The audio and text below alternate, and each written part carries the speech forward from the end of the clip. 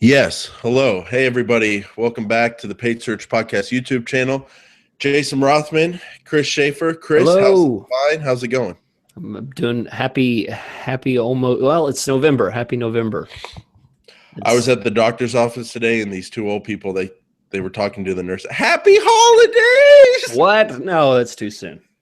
I thought it was too soon, too. But you know what? If you're that old, it's never too soon. That's true. They may not make it to the holidays. So, in Christmas, let's call it, no, the podcast rule. We call it Christmas, not holidays. That's a good point. Yeah. Good point. Do this. All right. Enough with the YouTube. Yeah, I'm done talking. All right. Everybody brace yourself. I'm going to scream yes into the microphone about 17 times. 1, 2, 3. No. Yes. Hey, everybody. Yes. Welcome back to the Paid Search Podcast. Jason Rothman here. Chris Schaefer there. Chris, that blue shirt's bringing out the blue in those eyes. How's it going today? How's your spine? Spine's good, growing strong and straight. Thank you. And Jason, where's the tie? Not today. Not today. Where's the tie? You know, have a little thing going on with my health. Some would have said it's okay to take a millennial day today, you know, take a sit day. But I looked in the mirror and I was like, just because you are a millennial doesn't mean you have to act like a millennial. And I was like, am I good enough to do a podcast from my home with my buddy here? And the answer was yes. So I didn't want to let you down and didn't want to let the listeners down. So I'm here, but I'm not well enough to do the tie. Well, you know, it sure is great to have such a generational diversity in this podcast. I'm Gen X and you're millennial, and we still like each other. So it's good to see you. Glad. Yeah, we can get along, and you're kind enough not to talk about the Back to the Future series every podcast, because I know your generation loves that movie. I do own all three of those, but yes, thank you. They're good. They're good, but let's not talk about it every week. They still stand up, guys. Honestly, I might watch the one this weekend where they go back to the 50s, and it's like he sees the dude that is like hooking up with his mom or something, Buff or Biz or something. Or do you not even know it well enough to know the character? Okay, I'm going to get upset. No, let's talk about I read the ride at Universal Studios. Chris, we got a lot. No, I've seen the movies, and I'll watch them this weekend. Okay. But Chris, we've got some housekeeping to do. We're going to get into we're going to continue the build series here with Sweetums Dental. But before that, let's do some housekeeping. So first thing we got to put out there, we give away every episode of this show for free, including the archive that you cannot access on iTunes. iTunes only goes 30 podcasts deep. We host every podcast on a podcast player on the homepage of our website, paidsearchpodcast.com. So if you want to listen to any episode out there, it's a very simple player. Just go to paidsearchpodcast.com. You can't miss it. We get that question a lot. So everything's out there. Second thing, Chris, we have a couple new reviews to read. One of them is the most recent review on iTunes. One of them is actually our second review going back to April 8th, 2016. Oh, man. Might be calling you out here, Chris. But we were young, we were hungry, we were desperate. And I've always wondered, was this you? Or was this someone else? But anyway, someone named Chris with a capital S and only one S in the name, Schaefer. Mm-hmm. 5 stars, great advice. Jason and Chris give some great advice. They are really helpful! Exclamation point. Why Is that you? Why did you do this to me? Yes. Okay. We needed reviews. We were up and coming stars, and I needed some reviews on there to get it rolling. So I wrote a review for myself, and then I forgot. You used your own name, and I forgot that my username was like obvious that it was me, and I regretted that. But yeah, thanks, Jason. Thanks. But we have a real one. Somebody wrote a real review. This could be you too. Give him the name. Shaw Playa. No, not me. He said, funny as heck, and he used the bad word. So I would spank him if he was here. 5 stars, though, so I would not spank him. Love these guys. I've learned so much from this podcast. Must watch. So, Shaw, if you're out there still, thank you for the review. I've seen you on YouTube as well. So thank you so much for that review, guys. We really appreciate the reviews. if you go to iTunes and you search in AdWords now, Chris, we're number 3. Yeah. Number 3. Number 3. Solid too. Yeah. Solid 3. And all we got to do is keep pushing it. So thank you very much for the reviews, guys. That's all we ask. Just share the show, which you have been doing, and keep listening. So, Chris, let's get into it. We're going to continue our live build out. Today, we're talking about negative keywords, and we're going to go deep on that. But before we do that, a lot of feedback. Pressing a lot of buttons here, Chris, and you've got some questions that people are basically sending in the same kind of question or accusation over and over, and we've got some responses. So what are people telling you, Chris?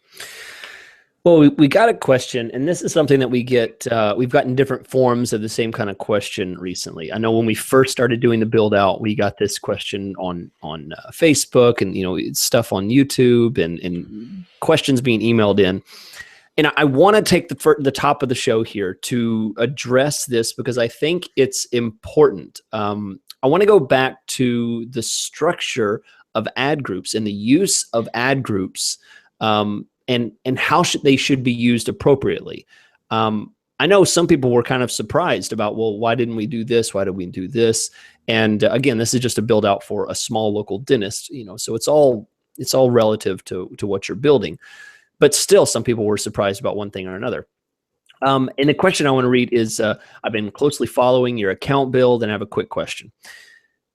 Will I notice a difference in results if I break my phrase match keywords and broad modified match keywords into separate ad groups? The reason that I'm asking is that whenever I call Google AdWords support, the representative are always telling me to keep them separate.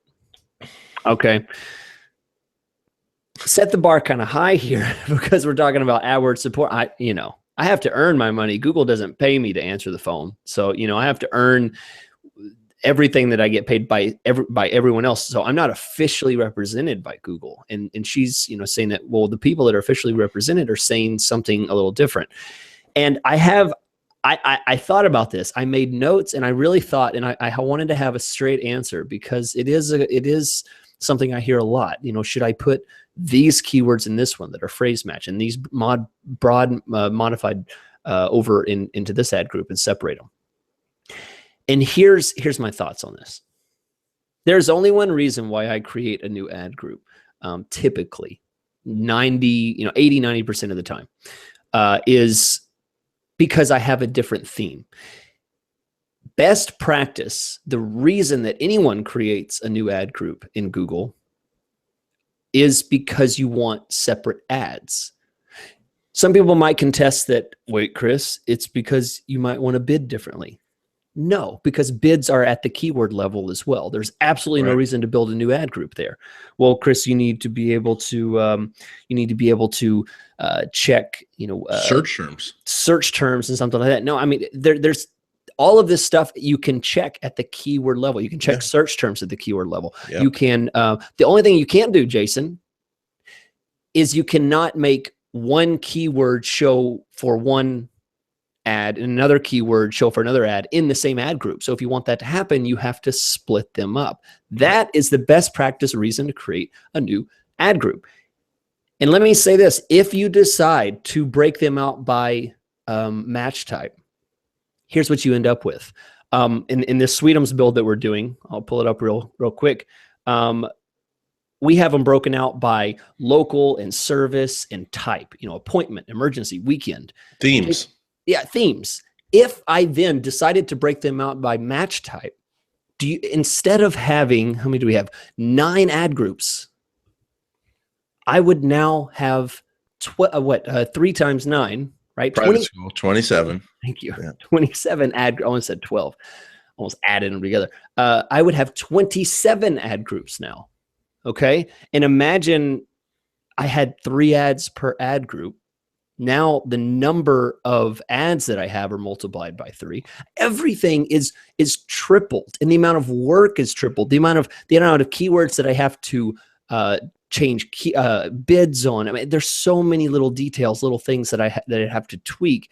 And in the end, what's the benefit? It's not bidding, because I can change that, and there's no other reasons to do it. In the end, best practice, I'm going to say, if you look at Google's official documents online, despite what they say on the phone, the official documents mention nothing about best practice being splitting out by match type. I just don't see it. And the only real reason is just based on ads. I agree completely. And just to be clear about there really is no benefit, because if you want to see what search terms come up with broad match modified versus what comes up with phrase and exact, you can highlight those individual keywords and look at the search terms one keyword at a time. If you want to change bids, like you said, you change bids at the keyword level. The only difference is that you now have different ads for broad match modified versus phrase match. What's the benefit there, Chris? I don't see the benefit.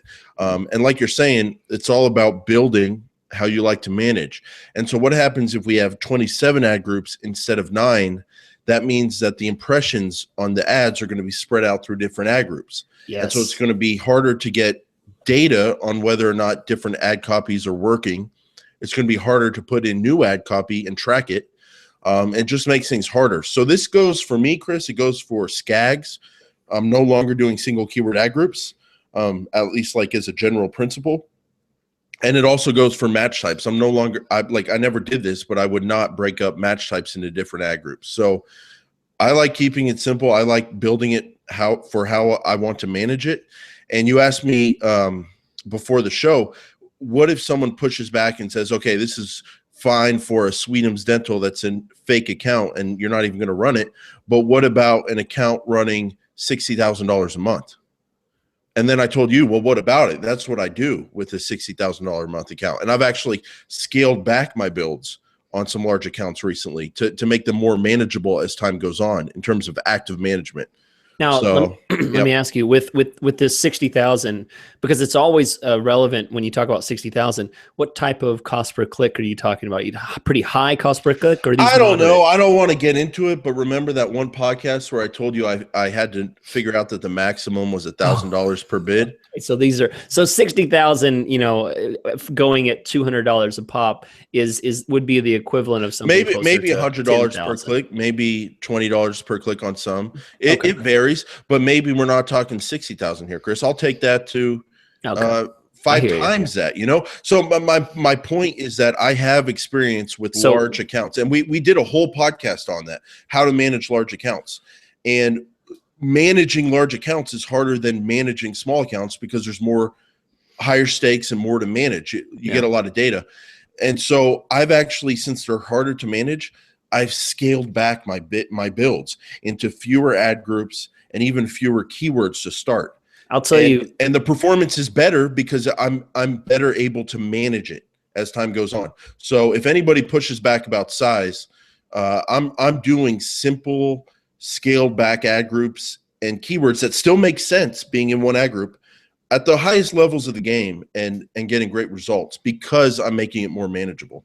That's an excellent point, because I don't work with huge high budget campaigns. I work with more moderate, campaign sizes. You do have $40,000. I do. I so do. You're in that world. But I don't think I have as many as what you work with. Right. A lot of my businesses are smaller local businesses, but in B2B type of stuff. But I think that's a really good point because, I was thinking on it with a normal type of scale, and somebody might argue with the large scale and how it would be different. Right. So what you're saying is even with high spend and high volume, because that's not always the same thing. Sometimes high spend may not be high volume. These are high volume and high spend. I mean, we can test ads in a day. It's that kind of high volume. But do I want to test ads over 10 ad groups in a day and create all those ads and have to judge each individual ad group when the kinds of keywords across those ad groups are pretty much either the exact same in different match types or close to being the same? No, they should all be in one ad group. And Chris, that's at the big end of the spectrum. But even on a small account, fewer ad groups makes more sense to me than many ad groups, because if you're getting less data, your focus should be grouping that data into as few ad groups as possible so that data actually means something. Yeah. So show me data on 10 different ads across 5 ad groups versus 50 ads. You're going to get a lot more actionable data quicker if you have smaller ad groups and smaller amount of ads. But Chris, there's almost an adversarial tone to the questions we get and then to our answers. There's nothing adversarial about it. Like, good point. We have no skin in the game. We do this show to tell you what two experts do and just give our take. And it doesn't benefit us to promote SCAG or very complex things. And it doesn't benefit us to promote more simple things that we do. In fact, it probably is not a benefit, Chris, to tell people that it's not that complicated. Yeah. In fact, to say this and to share that we do something more simply is giving away a secret that has taken us years to understand the value of, right? As opposed to, realizing that right away and building our campaigns that way. So yeah, I mean, we have nothing in real it. Talk, it's just real talk. Yeah, it's just what we do and what we've seen gets results. Yeah. And Chris, one final thing on this. We're talking about keep it simple, don't make it more complex than it needs to be, but we're not talking about being an idiot. Like, we're not talking about putting weekend dentist keywords in the same thing as pediatric dentist keywords in the same ad group. Like, you still have to have different ad groups. Themes. Still have to have different comes down to the ad. If the ad is not appropriate to the keyword in the search query, then you're missing the point of the ad group. So absolutely, It always comes down to the ad. There's nothing wrong with going more complex from where you are, because if we're running the weekend ad group and we see a lot of searches for Saturday dentists and a lot of searches for Sunday, if we were running that, there's no problem with setting up a Saturday dentist ad group or a Sunday dentist ad group. Right? Yeah, excluding one from the other, and then testing, because what you would want to determine is, how do people respond when they specifically see that we're open on Sunday as opposed to just Saturday. So there's no reason not to get complex, but do it based on the data. Yeah, don't start that way. Don't start that way. Data. Wear yourself out. So, and Jason, one last point here. One of the things, the redheaded stepchild of AdWords campaigns, if there's anything, I would say it's ads and ad copy and A/B testing and creating new ads on a regular basis. This is something difficult to do. And why would you ever set yourself up with one of the most difficult things to consistently check and overhaul is writing new ads and changing your ad copy on a regular basis, with something that would make that even more difficult by building out 20, 30, 40 ad groups, because that only makes that harder. You have to create more and more, diverse ads for each individual ad group. That's a great point. If you wrote a book called, Secret Confessions of the AdWords Manager, the number one confession of the professional would be that they don't test ads enough. I've been guilty of that, but as I've improved, not only the number one thing, but basically the only thing that I can do on an account that I've had at a top-notch level for years is come up with new ad copy. And as I get better and better at AdWords to the point where there's really nothing new for me to learn in AdWords, my time learning is being spent more on things like psychology and marketing and persuasion. And all those new skill sets I learn, I can throw into ad copy. And it's in the ad copy that you can continually grow, and that there's no limit to how good your account can be. So I think most professionals, and I've been guilty of this, don't test enough ads. And now that I've simplified things, I've set up a system to allow myself to focus on ad testing more and more. So ad testing is huge. And if you have too many ad groups, you're just not going to do it. Right. Yep. Good stuff. Good stuff. Well, I hope that, we jump back a little bit, a couple episodes here just to discuss that. But, I hope that's valuable. I hope that really kind of makes this confusing topic clear and about our purpose behind giving these reasons. Yeah. So what we got today, we're moving on with Sweetums Dental and talking about negative keywords today, right? So talking about negative keywords, Chris, remind everybody, we're going to have a link that's in our show notes and on social media and on our website where you can find all the negative keywords we end up adding. So we're not going to give examples of every single one. But Chris, would you say we're probably going to end up adding, this is a good question to start us off with. How many do you usually add to a new account like a Sweetums Dental? And how many do you think we'll get to once we put these in there? 5, 10. What is a great Chris Schaefer? I don't know. 5 negative keywords. 20 or 30 maybe to start off with. Obvious stuff. I mean, for a local, talking about what we're talking about, for a local small marketing campaign like this, that not going to get too out of hand because I'm pretty precise about what I'm targeting. Right. That's I'd add 20 or 30. But if we're talking about something that's national and it's a very niche type of thing, I might add a whole lot more. But starting off, I don't know, 20 or 30. Okay. But not 1 or 2? No. Okay. Because I got an email this week from a client that's moving from Chris to Jason. And no, you did not. People are saying that Chris Schaefer adds in 2 negative. No, just kidding, Chris. No, you did not. I'm kidding, man. I'm totally kidding. That was scary for a second. I was like, well, that would be embarrassing. No, if you've listened to old shows, old episodes, and we stopped talking about this because there's no point in fighting over it publicly. But if anybody's stealing clients, we all know it's Chris. Right there with his clean look. I'm just a good guy. I'm just dad. That did happen. Just work from home dad. It did happen once. I don't know what episode that was, but we discovered that on air, didn't we? The guy called me and I closed the deal and he had already talked to you. This wasn't even from the podcast. It was just a guy that was shopping around. Just a guy. So Chris, 20 to 30.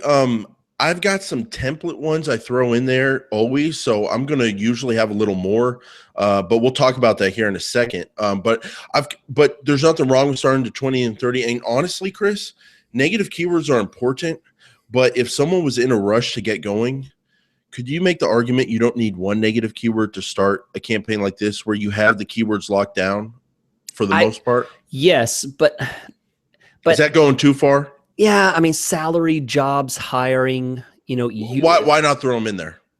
Yeah, I mean, those are so simple. I mean, those are almost universal. I mean, there's a couple, not the word free is not necessarily universal. The word cheap is not necessarily universal, but salary, hiring, jobs, things like that are just always appropriate. Because there's just so much job searching stuff, no matter what you're doing, there's somebody looking for a job in that industry, and you're going to get clicks and conversions. But Chris, don't be the guy that builds out a campaign for a staffing company and then copy and paste his template list and puts in and puts job hiring. Yeah. Like, I'm not getting anything. I don't know what the deal is. So Chris, let's start it off here. And you and I, we have I call them our standard negatives. These are negative keywords like what you're saying, jobs, ideas, pictures, Amazon, Walmart, how to start, how to become, examples. These are negative keywords that can apply to almost every new account. If you're a professional out there, Chris, one of the questions we get from a lot of people is they start working for an agency and they're like, they've thrown 100 accounts at me. How do I even start managing it? Well, I recommend building up a template list of your standard negative keywords. And these would be things like associations, magazines, white papers, salary. And so, Chris, this is to block out the search. Someone's searching for something related to a dentist, but not actually looking for a dentist. How to become a dentist. So you block out how to become. Dental marketing ideas. They're searching about the dental industry, but not for dentists. So you can add marketing and ideas, because the question you have to ask yourself on the standard list, Chris, is someone looking for a dentist, looking for my service, ever going to use the word YouTube in their search or the word history in their search? They're never going to do that if they're looking for a local dentist in Plano. So these are those kind of standard negative keywords. And Chris, I've got a big list here. I'm probably not going to put them all in there because it's kind of a trade secret thing, that we've generated at my business. But I think, like you're saying, starting out with 30 to 50 of these common ones, that's where you should start. Yeah. Yeah. And we're going to throw those in there. And I want to give an example of, because what we're doing is we're doing a build out, right? We're doing a live demo of how we do it, for a build out. And I want to explain how I come up with negative keywords. There's already some negative keywords, Jason. You're looking at the account. There's already some that are in there at the campaign level. And these are ones that I put in as I was building the campaign. And I want to explain how I come about new ideas for negative keywords. Right. Old Chris, complicated, overuse of ad group build out, super complicated campaigns. You are the old Chris. The old Chris. We're talking young Chris. Right. Well, you're right. Young Chris, young and experienced. I'm looking Chris. at an old Chris right here. Young and experienced Chris would take and do keyword research and put into all these different tools to find negative keywords. So would I. So would young Jason. Yes. And it was an entirely separate It's totally keyword separate research. Yes, it was. You're having to do 2 keyword researches for the positive and the negative. I mean, gosh, where does it end? I mean, just keyword research all day. And considering the fact that the tools are getting worse for keyword research now, at least from Google, or I shouldn't say worse, less specific and more general in what they provide. It gets harder and harder to do it. So here's how I come up. Older, more wiser Chris comes up with a better solution on how to do this. Go back and listen to our I think it's part 1, episode 77. Just a couple episodes ago, about how you build an ad group. And you remember, Jason, when you have the related keywords in the keyword box there, right? I can't take it, Chris. This is the longest. I'm about to burst. Let's go. I know. I'm excited. Say the word big red button, right? Am I right? We didn't talk about big red button? Big red button. Thank you. Yes, that's where I'm at too, Chris. That's where I'm at. And I didn't think about it until we started doing this build together. I love the big red button. Yes, it's back to the if there's an MVP of an account build, it's the big red button. So you hit that, and when you hit that, and it shows all the possibilities of the keywords that could fit. All the keywords tab, big red button plus keywords. As you're looking for new keywords, I always keep a separate notepad over to the side, and I have negative keywords, and I start writing things down when I come across new ideas. Beautiful. And as I was doing that, I have 10 here, and I'll just give you an example. I saw Walmart. Right, Walmart dentist or Walmart dental stuff. So I added that. Okay. I saw sample. I saw the word discount. I saw the word coupon. I saw the word Amazon. I saw buy. Buy dental equipment. Stuff like that. So I added the word buy in there. I added the word cheap. I added the word products. Walk-in. This particular client in our imagination doesn't take walk-ins. Right. So what I'm doing as I'm looking for new keywords and don't to add, be a walk-in in life. Have you ever been a walk-in in anything? No, because I don't like waiting. Who wants to wait in line? Right, we accept walk-ins. Sure you do, but I also have a life. Okay, sorry, Chris. Didn't know that would set you off. It would. You're going through your 10 here. Yeah, sorry. I'm just I hate it when people say that. No, I have no. Anyway, oh my God. But. That's how I find new keywords. Yeah, I love it. So Chris, this is my second group of negative keywords, and this is called account specific negative keywords. These are not negative keywords that I would add as standards to every account because maybe they don't apply to a lot of accounts, but they apply only to this industry or only this account. Chris, I'm going in the same place as you. I'm using that plus big red button, and I'm finding so many great keywords in there that I would have never found before. Real data that the people actually search for that you would never think of. That would actually show up in your search terms report during weeks 3 and 4, and you'd be like, why is that in there? Why didn't I block that? And this gets you ahead of the game. So Chris, if you go into the whitening ad group and under the teeth whitening keywords, under their suggestions, celebrity teeth whitening. Bam. Celebrity. Add in the word celebrity. There you go. Best teeth whitening method. Add in the word method. Best teeth whitening kit. Add in the word kit. So I love using, just like you, Chris, now there's a teeth whitening at home. So you can add the word home as a negative keyword. Yeah, like the word, safe. I know safe might be kind of up in the air, but personally I would add it because I would consider the word is teeth whitening safe. I would consider that a research term higher in the funnel. Right. I don't want them looking on my site to see what I have to say about the teeth whitening being safe. Right. I only want them coming to my site unless they're really ready to use the service. I don't want to spend $10 in my only $1,500 a month budget on that one click when we can spend it on other ones. So account specific, you can get them from the big red button. You can do Google searches to try to find some ideas. And then also, Chris, talk to your client, or if you're the business owner, ask yourself what kind of prospective patients in this case you're turning away. And in this case, Chris, Sweetums Dental, they don't like Medicaid patients. They don't like Medicare patients. And in Oklahoma, we have something called Sooner Care, which I think is a government program to help pay for dental services. And they probably have something like that in Texas. So whatever that is in your state. And if you're the dentist, you got to ask yourself, okay, do we service Medicaid patients? Do we like the reimbursement rates, or do we not think the government pays us enough for those services? And we don't want to, maybe you do service them, but you don't want to spend advertising dollars on it. So this would be a very account specific one, Medicaid, Medicare, if the dentist in this case doesn't want to spend budget on those kind of patients who he doesn't get reimbursed as high. So the next kind of negative keywords, Chris, I call them geo-negatives. I like this. I saw this in your notes. I think this is something I don't add myself, but I think this is a really good point. I'm glad you included this. Right. So at Rothman PPC, Jasmine and I, my all-star employee, we have created a list of the 50 most populous states in the country. Okay. Just kidding. I went to private school, Chris. I was just trying to see who would catch that. So we have a list of the 50 states. We have a list of the 50 most populous cities. And then we have a list of the 50 most populous countries in the world.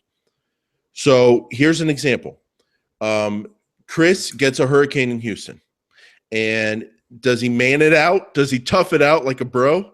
No. He tucks tail and he runs. That hurts, Jason.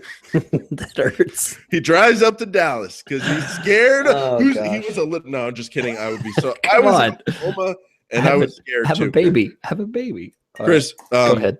Did I or did I not offer my home to you? Just so the listeners can see I'm a good guy. I don't. I did. I've got the proof. Okay. Did you or did you not text back, Chris died, this is his wife? Yes. That was not funny. That was funny. But yeah, here's an example, guys. So the hurricane happened in Houston. It was horrible. We had to delay the show for a couple of weeks, and luckily Chris was okay. But Chris went up to Dallas, and Chris was there for a long time. And imagine if Chris was in Dallas thinking about the next month of his life, and one of the things would be to find a dentist for his kid, say that was coming up. He might be in Dallas or even Plano, and he might do a search like dentist in Houston, Texas. And you being in Plano, searching about Houston does nothing for a Plano dentist. And people might say, well, why would that ever happen? Why would someone be in Plano searching about Houston? Well, I just gave you an example. It really does happen. So we're going to add the word Houston as a negative keyword to our account. We're going to add the word Austin because people could be in Plano, Texas, or even the Dallas area searching about Austin or Houston dentist because maybe they're going back home in a couple of weeks like Chris was at the time. And then, Chris, I do that, but I do it for the other 50 top cities in the country. Wow, so that's nice. I like that. It's not likely that they're in Plano on business from New York City, searching for New York City dentists for their kid when they go back from their business trip, but it's a possibility. So let's block it out. We do it for every state. So in this case, we would add every state except Texas as a negative keyword. We would add every city on our top 50 city list except Dallas and Fort Worth as negative keywords. And then, Chris, why not? I even have the top 50 countries outside the United States population-wise. It's Absolutely. Not likely, but I'm in the business of impressing people. Yeah, so. I mean, there you go. I get plenty of searches that are like, dentist New Delhi, dentist India. What? Why is that showing up? Now, just to show how deep we go at Rothman PPC, we have a list of the top 1,000 boy and girl names in the country. Are you kidding me? No, I'm looking at it right now, and we have the top 1,000, and a lot of times you'll get negative competitor searches like that you don't want to show up on, like Natalie's dentist, Plano, or Dr. Natalie whatever in Plano dentist office. Jason, I've never heard you share Chris, that. Do you want to pat it? Do you want to pat my goodness, back? There you go, pat. That you've never shared that, and I didn't even know that. You didn't even share that in our monthly discussions. Oh, whoops. You've really held back. That's genius. It is genius.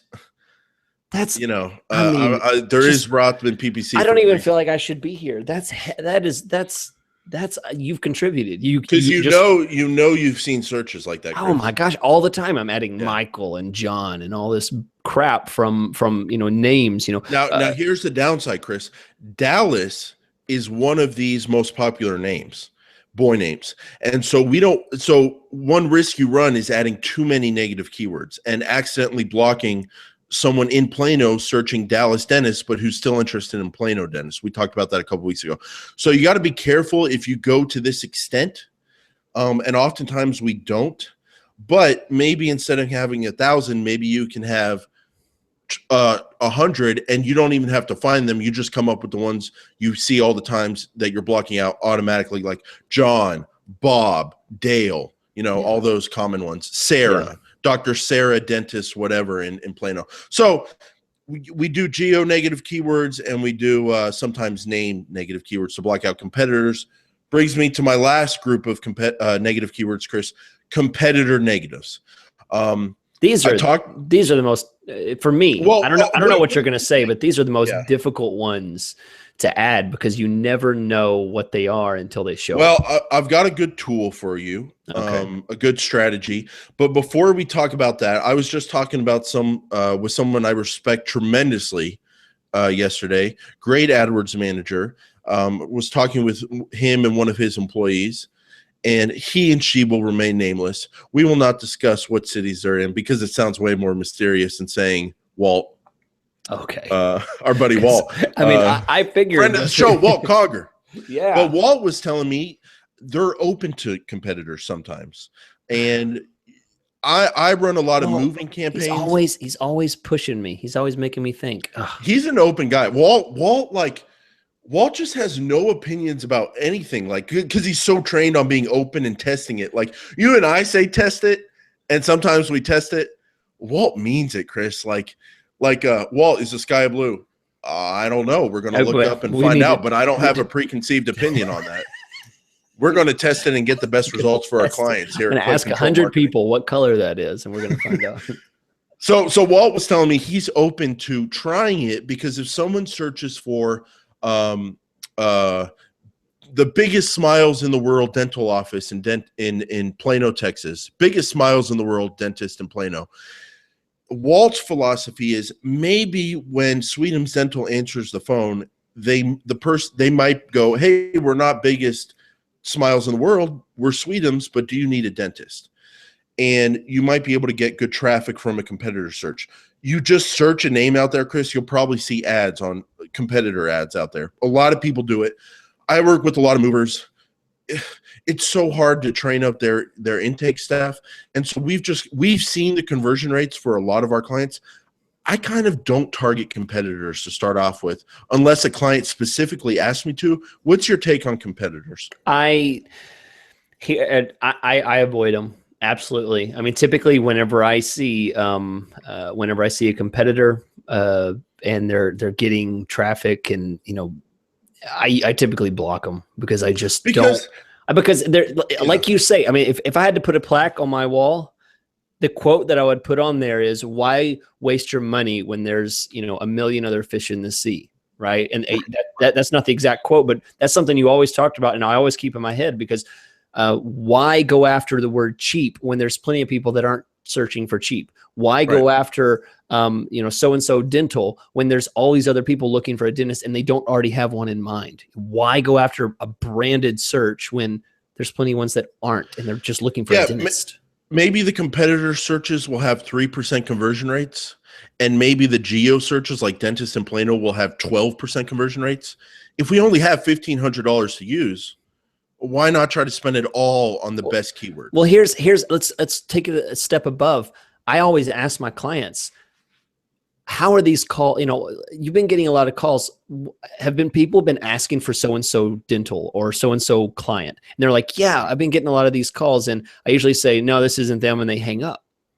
Right. But that counted as a conversion. So this is where if you have a manager or something, you have to make sure there's a connection because you may be getting great conversions on competitor names, but all of those calls may be ending just with, is this so-and-so? No, this isn't them. And they hang up.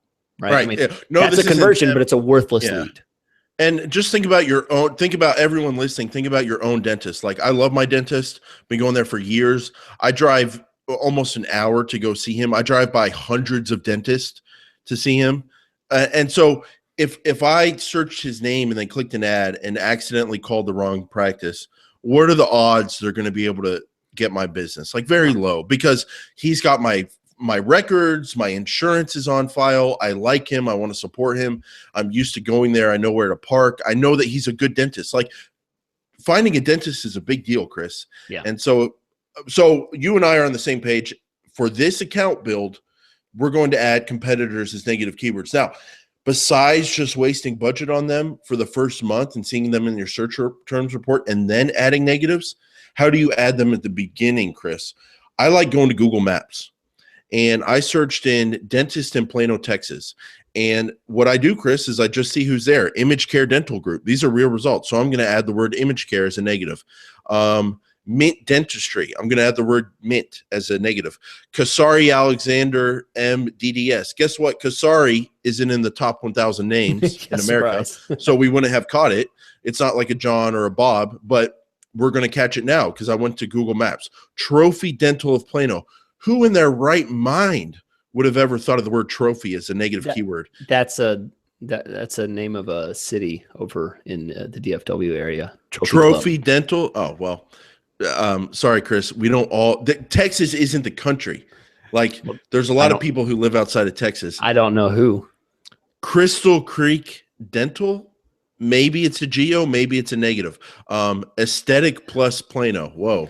I don't know what kind of surgery they do. Well, but, I like that. I'll add the word aesthetic as a negative. Like Chris, that. Come on, dude. It takes 5 minutes and it saves a lot of heartache. But I'll tell you, there's a lot. I mean, that's cool, but just reality check. Great point. There's hundreds of dentists. You will still get tons of them. So my philosophy still, Walt, sorry, but not taking it this time. I block competitors unless I'm specifically asked to target a certain one, because I think they're junk. Yeah. I block them too. Oh, by the way, Chris, I'm going through the Google Maps to find negative keywords. I'm finding all these names for negatives. Yeah. But like you're saying, oh no, I hear you. Yeah, you're doing you're demoing how to add negatives. I'm just saying to sum it up. I mean, I just don't want it. I don't want them. So yeah, well, I'll add maybe 20 this way, Chris. I'm not gonna add hundreds this way. I'm just gonna add maybe the first 2 pages. Okay. Yeah. And then whatever comes in the search terms report. There's still gonna be negatives there, but you can still get a head start by doing it this way. So Chris, just to recap, you got your standard negatives that you apply to every account, your no-brainers. You've got your account specific ones that you can gauge from either asking yourself questions as a business owner, talking to the client, or using the big red button. You got your geo negatives, other big cities, other states, other countries, and you've got your competitor negatives. Is there anything we're missing, Chris? To me, that pretty much covers the gamut. I think,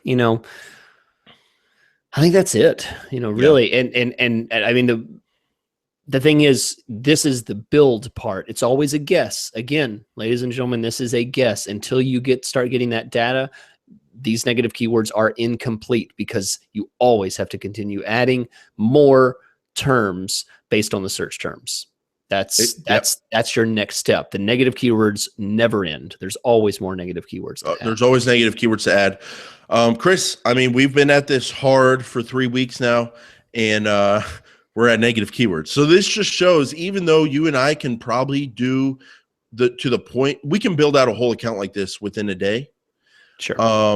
But just verbalizing it, going into how much thinking goes into it, only being 3 episodes into our how-to here and only being on negative keywords, it just shows there's a lot of thinking and planning that goes into a new build. Just a quick rant. You guys are focusing on ad groups, and that's why we're going nuts here, because we're like, you can't see the forest for the trees, people. There is so much more than ad group layering. We got a big forest here. Yeah, I mean, there's a lot here with this account build. Don't worry about your ad groups. That's like the least of your worries here. That's just step 1. We've got more. So we'll be back with with what do we got coming up? Oh, we have a hot interview. You guys, when you hear who we've corralled into this podcast, you're going to be very impressed. And Chris, we've got some great questions to ask. It's going to be an extremely interesting discussion. The best people, the smartest people, the best, the smartest. That's what we got. Yeah, the best and the smartest. Now, Chris, we talked about AdWords. We've teased the next episode. We've read reviews. We've talked about following at Rothman PPC on Twitter. There's nothing left to talk about on the show. Stop listening. Business-wise, no. Chris, I'm going to put you on the spot. Oh no. What is Chris Schaefer doing this weekend? What do you do on the weekend? Let's have a little awkward office talk. I don't get this anymore because I work alone, Chris. So, Chris, big weekend coming up. You going to the Astros game, Chris? You going to the Rockets game? No. I looked at my calendar just now. Literally nothing. I'll tell you. How about it'd be more interesting to say what I did a couple weekends ago. I went to Monster Jam with my 5-year-old. You took a 5-year-old to Monster Jam. What is Monster Jam? Monster Jam is a arena. They put it like in a huge arena with thousands, 50,000 people or something crazy. And they have monster trucks. It's a monster truck rally, but it's cool for kids to go. It's like, it's safe, family friendly kind of thing. Monster trucks doing like flips in the air, crushing cars. Like, wow. It is the like new, the updated version of like Sunday. It's so cool. I did that. So you're you said you're not a pro wrestling fan. No, because you know the crossover between pro wrestling fans and the Monster Truck Expo fans is like 99%. So you're telling me you're the one out of 100. I'm the 1%. I'm the 1%. Okay, because a lot of people are still saying, like, I get emails. No, they're not. Okay, because it ain't true. People, it's rumors. There wasn't. Okay. I'm not into wrestling. No, but I'm a 36-year-old dad. I mean, my weekends are basically family kids. Did your daughter have fun? Oh man, yeah. That's lots of candy. I mean, who doesn't have fun with candy and monster trucks? I'm happy because I know how much of a CrossFit nut job you are, and I'm really happy to when you start off that sentence by saying I took my daughter to. I was really, really hoping you weren't going to say like to CrossFit. You did 1,000 burpees while her muscles are still developing. Like I would have been really disappointed. Yeah, no, I'm not that crazy. I take off Saturday, Sunday. Okay, good. Well, Chris, you don't have anything coming up this weekend. Get lateral, rest that spine because you ruin it every time you do CrossFit. And we'll see you next week on the Paid Search Podcast for our big interview. Thanks.